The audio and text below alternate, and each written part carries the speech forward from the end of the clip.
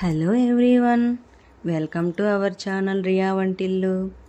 ఈ వీడియోలో నేను మీకు నాకెంతో ఇష్టమైన బ్రెడ్ హల్వాని ఎలా తయారు చేయాలో చూపించబోతున్నాను. మీరు కూడా ట్రై చేయాలనుకుంటున్నారా?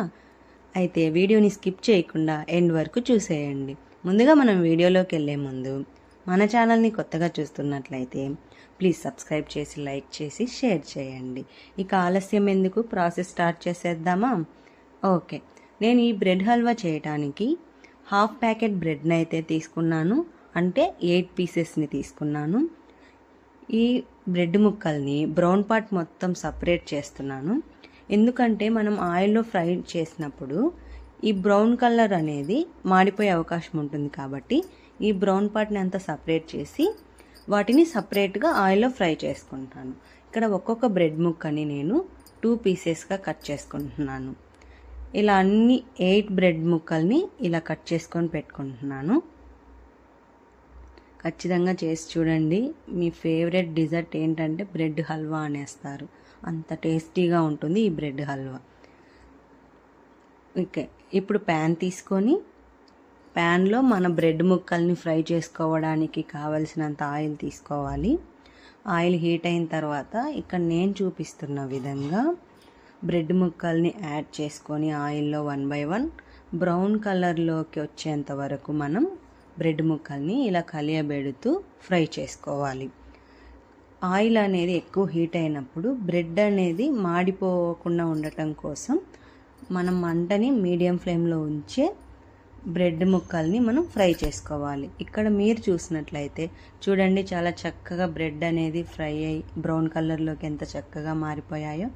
ఇలా కలర్ చేంజ్ అయిన తర్వాత ఇక్కడ నేను చూపిస్తున్న విధంగా గరిటెతో తీసుకొని పక్కన పెట్టుకోవాలి.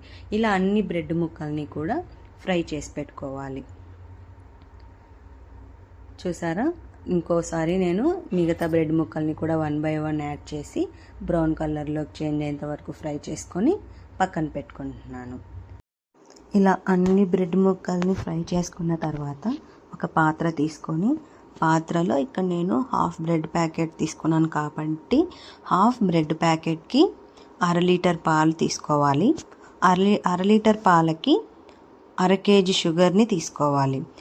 ఇలా పాలల్లో 1/2 kg షుగర్ని యాడ్ చేసి ఈ పాలు అనేవి ఒక పొంగు వచ్చేంత వరకు గరిటెతో కలియబెట్టుకుంటూ పాలని మరిగించుకోవాలి.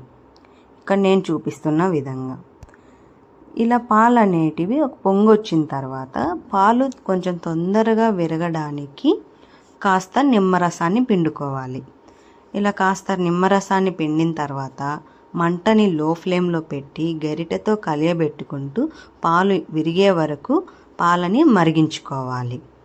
ఇక్కడ నేను చూపిస్తున్న విధంగా మీరు చూసినట్లయితే కొద్దిగా పాలు విరగడం స్టార్ట్ అయింది.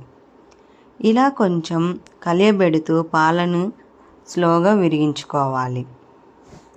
మనం నిమ్మరసం పిండాం కాబట్టి పాలు అనేటివి తొందరగానే విరిగిపోతాయి. ఇక్కడ మీరు చూసినట్లయితే పాలు అనేటివి విరిగిపోయాయి. ఇలా పాలు విరిగిన తర్వాత మనం గ్యాస్ ఆఫ్ చేసుకొని మనం ముందుగా ఆయిల్లో ఫ్రై చేసి పెట్టుకున్న బ్రెడ్ ముక్కల్ని ఇక్కడ నేను చూపిస్తున్న విధంగా యాడ్ చేసుకోవాలి.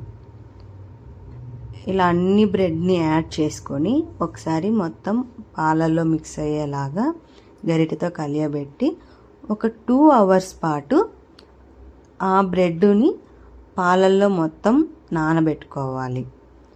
ఒక 2 hours తర్వాత మీరు చూసినట్లయితే బ్రెడ్ హల్వా అనేది రెడీ అయిపోతుంది. ఈ బ్రెడ్ హల్వా మనం చేసిన రోజు కంటే తర్వాత రోజు టేస్ట్ ఇంకా బాగుంటుంది. ఈ బ్రెడ్ హల్వాని ఇక్కడ మీరు చూసినట్లయితే బ్రెడ్ యాడ్ చేసిన తర్వాత డ్రై ఫ్రూట్స్ని నేను ముందే నెయ్యిలో వేయించి పెట్టుకున్నాను. జీడిపప్పు అండ్ దోసపప్పు విత్తనాలను నేను తీసుకున్నాను. ఒక 2 hours తర్వాత మీరు చూసినట్లయితే బ్రెడ్ హల్వా చూసారా ఎంత చక్కగా రెడీ అయిపోయిందో. అంతేనండి, ఫైనల్గా మన bread halwa is ready. Thank you for watching.